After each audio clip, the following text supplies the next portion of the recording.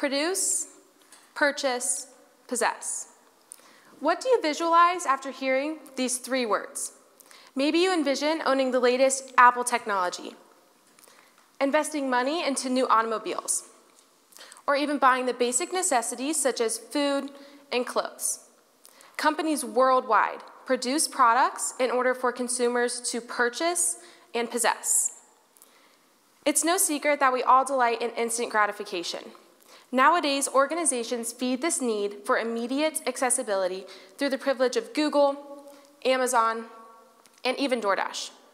Instant information, packages, and food cater to mankind's insatiable appetite. As humans, we want what we want when we want it, especially those living in the West. Now, what if I told you that I'm no longer talking about products, but rather human life? Produce, purchase, possess. This process of buying and selling mirrors that of modern-day surrogacy. I'm sure most of you are familiar with the name Kim Kardashian. If not, feel free to search Google for immediate information on the most popular celebrity of this generation. Her life is documented all over entertainment, television, and social media. Because she lives in the public eye, most of her followers know her history of having difficult pregnancies. In order to build her family, Kim chose surrogacy as a way to bypass this obstacle. By posting, Kim Kardashian, along with her almost 300 million followers, supported an industry that is influenced by Western thought. Western thought embodying the spirit of instant gratification. Unaware of the corruption within this business, Kim subconsciously financed an organization that commodifies women. The booming industry of surrogacy exploits both women and children while discouraging solutions to infertility such as adoption. During my speech, I will be addressing the issue of surrogacy and how it hinders the livelihood of women while displaying the selfishness of society. In addition, I will conclude by promoting the importance of adoption as a solution to avoiding an industry that is fueled by power. It is only by diving deep into the origins of surrogacy that society can fully understand the impact this billion-dollar industry has on humanity. Before jumping into my speech, allow me to define a couple of terms, including two different types of surrogacy. According to American Surrogacy Agency, a company dedicated to providing complete services to potential parents, surrogacy is a collaborative pregnancy between intended parents and a surrogate, who becomes pregnant through an embryo transfer. Once the baby is born, the intended parents assume all legal parental rights, and the surrogate is compensated. While the definition provided by the American Surrogacy Agency explains the topic in generalities, allow me to further clarify by differentiating between two different types of surrogacy: traditional and gestational. Southern Surrogacy Agency, an organization devoted to educating society on the science behind this unique form of conception, explains that in traditional surrogacy, the surrogate doubles as the egg donor and is the biological mother of the baby she is carrying. The embryos are created using sperm from the intended father or a donor. Traditional surrogacy requires the surrogate to be both an egg donor and a child bearer. Due to the advancement in modern technology, traditional surrogacy has become less commonly used. Nowadays, gestational surrogacy is the most practiced form within surrogate births. Continuing their explanation of this specific procedure, Southern Surrogacy clarifies that in gestational surrogacy, the surrogate is not biologically related to the baby she is carrying. Instead, the embryo is created in the laboratory using in vitro fertilization. Clinics performing gestational surrogacy guarantee parents hereditary links to their child due to the process of joining the couple's sperm and egg. Considering the biological connection surrogacy provides, this unique concept of conception reflects similar aspects to a typical pregnancy. Based on genetics and legal documentation, the baby belongs solely to the parents paying for this procedure. The physical aspect of carrying a baby as a biological parent is overlooked during surrogacy. Since the responsibility of pregnancy is placed exclusively upon the surrogate, contracts are used as a way of bringing about clarity for both parties involved. In addition, contracts require the surrogate to carry the baby to full term. After birth, the surrogate is no longer responsible for the baby.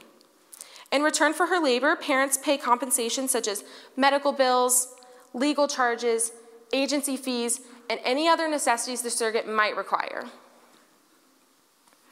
Because surrogacy has become such a popular option to growing one's family, modern-day technology caters to couples struggling with infertility. Essentially, surrogacy is a detour, avoiding the roadblock that is infertility. Infertility is a common issue many couples face throughout their journey to achieving successful pregnancies. Fertility Answers, an organization skilled in the scientific ability to produce offspring, provides helpful insight concerning the statistics of infertility. The source states that approximately 1 in 8 couples are affected by infertility in the United States. That's about 6.7 million people each year who have trouble conceiving. Despite the obstacles infertility causes, surrogacy provides a sense of inclusivity for those struggling with this issue. In order to grasp surrogacy as a whole, one must investigate the origins of this procedure. While surrogacy is prominent in today's culture, the idea actually derived during biblical times. The book of Genesis documents the connection between human trafficking and surrogacy. For example, the story of Sarah and Abram provides helpful insight concerning the foundation on which surrogacy dwells. After struggling with infertility, Sarah told Abram in Genesis 16:2 that the Lord has kept me from having children. Go, sleep with my slave. Perhaps I can build a family through her. The key words Sarah uses in this verse, such as building a family through her, encompasses everything surrogacy represents. Surrogacy is creating children with the assistance of another woman. The story continues as Abram follows Sarah's commands, impregnates her servant Hagar, and is gifted with a baby named Ishmael.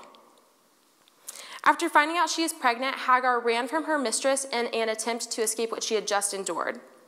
Sarah's treatment of Hagar mirrors traditional surrogacy.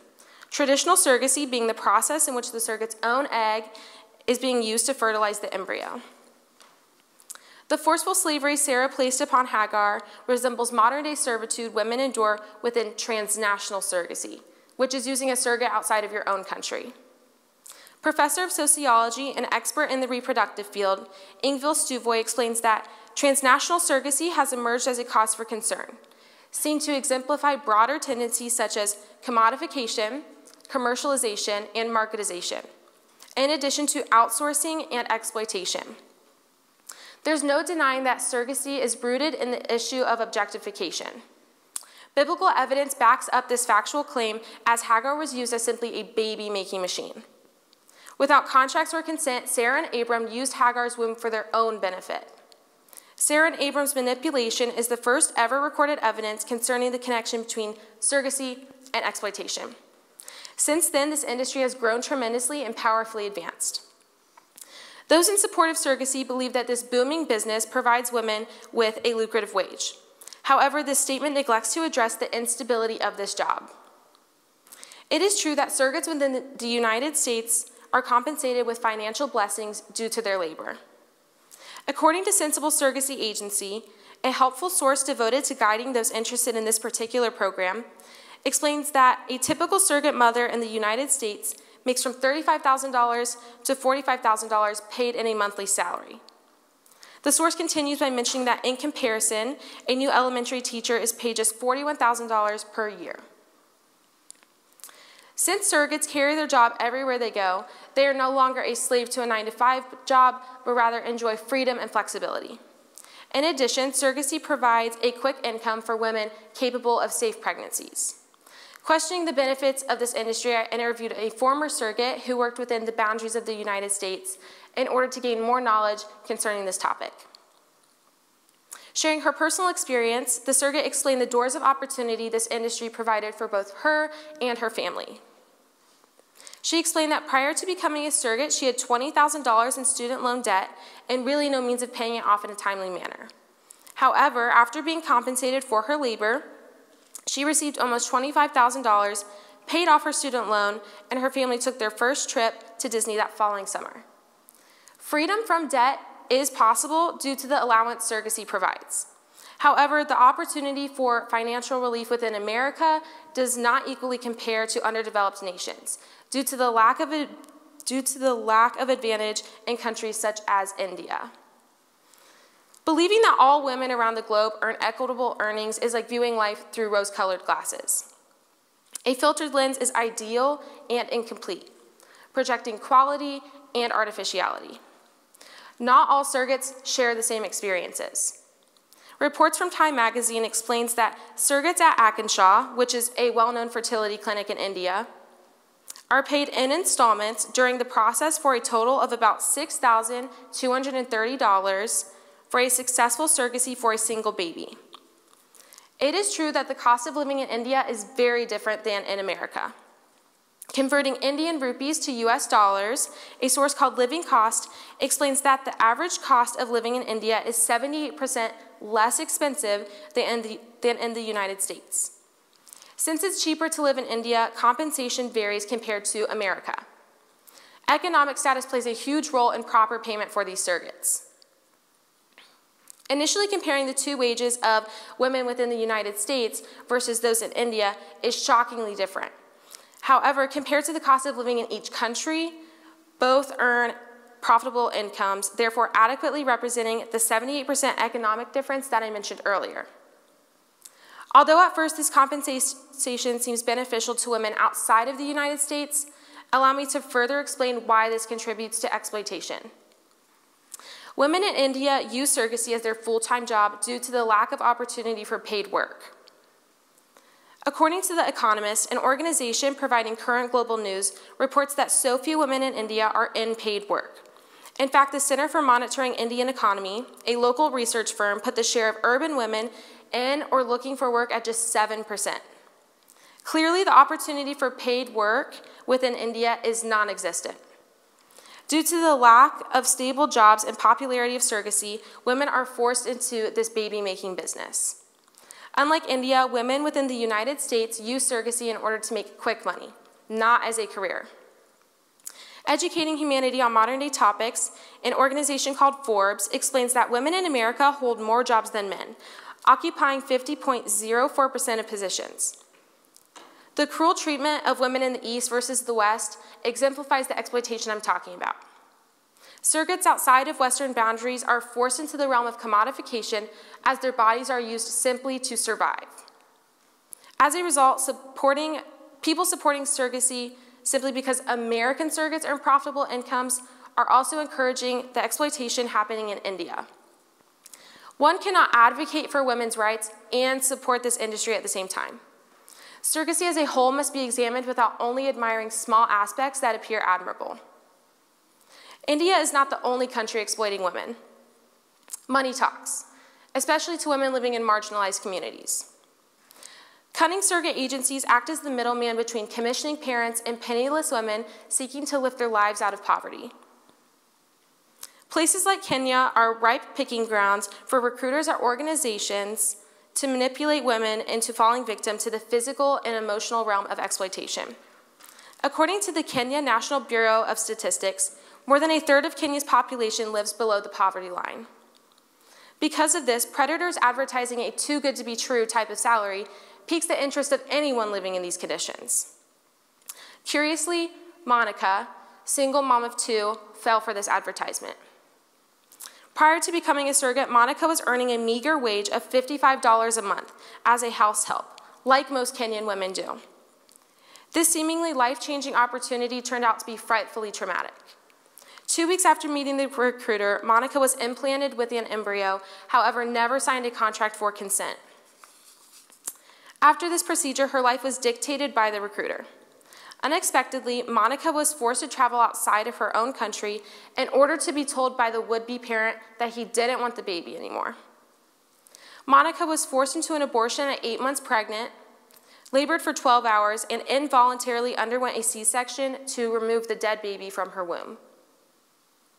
Exposing the exploitation behind this industry, the surrogate explained that all this was done without my consent. Clearly, Monica had no say in this issue. Commands echoing from the surrogacy agency continued to drown out the surrogate's cry for freedom. Due to the abolition of unalienable rights and hostile mistreatment, Monica was left in a state of pure misery. Retelling this tragic story, freelance investigative and feature journalist Naiponi Lipa writes, "Forced into a late-term abortion for which Monica says she was never fully compensated, she wakes up from a recurring nightmare that the dead baby is lying on her bed." Not only was Monica's compensation withheld from her, but she is constantly reminded of the brutal experience she endured from working within this industry. On top of that, the agency refused to pay for her counseling sessions, which were very much needed. Even though the agency is to blame for Monica's emotional and physical pain, their #1 priority is money. While I'm only going into depth about one particular surrogate case, the abuse Monica braved is similar to many other surrogates' experiences. After interviewing multiple surrogates, the source mentions that these women shared similar instances to exploitation. The author explains that the allegations by surrogates included coercion, human trafficking, forced abortions, and fraud. The personal testimony and numerous allegations of women speaks volumes to surrogacy's true reputation. I urge everyone to not be deceived by the seemingly ideal opportunities surrogacy provides, but rather to keep an open mind and consider the maltreatment happening here. Surrogacy does not encompass female empowerment, but rather promotes objectification. Female professor and Christian worldview author Nancy Pearcey further testifies about the exploitation surrogacy embodies, as she states that a member of the European Parliament says surrogacy reduces the woman to a reproductive machine. Clearly, we can see this statement through the testimony I explained earlier of Monica and the numerous women exposing surrogacy. Allow me to remind you that these surrogates are loved deeply. This is someone's daughter suffering exploitation, someone's sister experiencing commercialization, and someone's friend losing dignity. Professor of sociology and expert in the reproductive field, Ingvild Stuvøy, states that surrogacy explicitly connects money and body, and uses one, the body, to get the other, the money, in motion. Surrogacy takes advantage of innocent women, women whose contractors manipulate them by using their bodies in order to gain profit. One cannot support this industry and not support the exploitation of women. In addition, couples wanting to become loving parents through this industry actually prove self-seeking as they focus more on their own desires and less on their child's. This leads me to my second point. Throughout the process of surrogacy, babies are created and sold for the purpose of satisfying greedy parents. On the outside, surrogacy seems harmless as the parents simply pay the surrogate compensation and take legal guardianship over the infant. However, this straightforward system is not as transparent as it initially appears. By analyzing the procedure, surrogacy shares similar characteristics to slavery. Christine Overall, philosopher of feminist theory and ethics, addresses this issue within surrogacy by stating, "The baby is a commercial product that is bought and sold, and no more attention to its well-being is given than would be paid to any other commercial object. Within contracts, parents are required to pay a high fee in order to receive their child. Although the baby genetically belongs to the paying couple, without the exchange of money, parents could not legally take guardianship. Overall, surrogacy is solely based on the exchange of money for human life." Christine continues exposing the harm within this industry, saying surrogacy involves a contract, formal or informal, between adults for the benefit only of the adults. Basic human rights are broken as the selfishness of parents force children into a form of slavery. Nowadays, infants are experiencing objectification due to the desires of growing a family within this industry. In addition to the selfishness of parents connecting to the issue of child slavery, blatant disregard for biblical truth becomes apparent as immoral organizations continue using surrogacy in order to fulfill their hopes for children. There's nothing loving about financing an industry that commodifies human life. Instead of adopting children in need, parents and surrogacy agencies dedicate their time and money into creating designer babies. An organization called Adopt Us Kids educates society on the need for adoption, as they explain that, according to the most recent federal data, there are currently more than 400,000 children in foster care in the United States. Unfortunately, this number will increase as the surrogacy industry gains more popularity, therefore overshadowing adoption. It's important to realize that not only does adoption provide a solution to infertility issues, but it also provides children in need with stability. It's incredibly arrogant of aspiring parents to purposely neglect the thousands of children who desperately crave the security of family simply because biology is of that high importance. According to Scripture, we are all adopted into Christ's kingdom. Therefore, why should biology matter? The Bible makes it clear in Ephesians 1:4-5 that he chose us in him before the creation of the world, to be holy and blameless in his sight. In love, he predestined us for adoption to sonship through Jesus Christ. Based on this verse, those struggling with infertility should find peace in adopting children, knowing that God so graciously accepts all of us into his family despite our differences. Surrogacy's focus on biological connections diminishes the beauty of diversity while exemplifying a self-seeking love. Parents partaking in surrogacy display the selfishness of humanity, as hereditary links become top priority and adoption is overlooked. Couples seeking surrogacy choose this specific route in order to receive a biological connection to their child. Through the use of gestational and traditional surrogacy, desires like posterity are possible. However, allow me to further clarify why these desires are harmful. Using both science and money, parents subconsciously venture to great lengths in order to facilitate ancestral connections. Instead of being satisfied with adoption as a solution to infertility, parents continue running from morality and following their deceitful hearts. Although surrogacy provides parents with the privilege of experiencing infancy, this industry nonetheless fuels selfishness as it robs children of a chance to experience loving parents. Surrogacy meets the needs of self-serving parents while also destroying hope for wishful kids. Furthermore, couples are insinuating that adoptive children will never measure up to the higher standards of biological babies.